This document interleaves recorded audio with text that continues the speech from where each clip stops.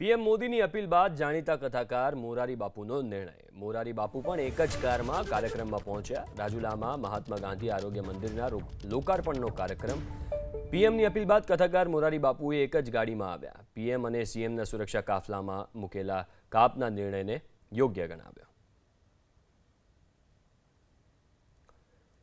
તો પીએમ મોદીએ જે અપીલ કરી હતી ઈંધણ બચાવવાની, કાર પુલિંગની, ઓછો ઈંધણનો વ્યય કરવાની, એને જાણીતા કથાકાર મોરારી બાપુએ યોગ્ય પણ ગણાવ્યું અને સાથે પોતે પણ એક જ કારમાં પોતાના કાર્યક્રમમાં પહોંચ્યા। મોરારી બાપુ પણ એક જ કારમાં કાર્યક્રમમાં પહોંચ્યા। રાજુલામાં મહાત્મા ગાંધી આરોગ્ય મંદિરના લોકાર્પણનો કાર્યક્રમ। પીએમની અપીલ બાદ કથાકાર મોરારી બાપુએ એક જ ગાડીમાં આવ્યા। પીએમ અને સીએમના સુરક્ષા કાફલામાં મૂકેલા કાપના નિર્ણયને યોગ્ય ગણાવ્યો। તો પીએમ મોદીએ જે અપીલ કરી હતી ઈંધણ બચાવવાની, કાર પુલિંગની, ઓછો ઈંધણનો વ્યય કરવાની, એને જાણીતા કથાકાર મોરારી બાપુએ યોગ્ય પણ ગણાવ્યું અને સાથે પોતે પણ એક જ કારમાં પોતાના કાર્યક્રમમાં પહોંચ્યા।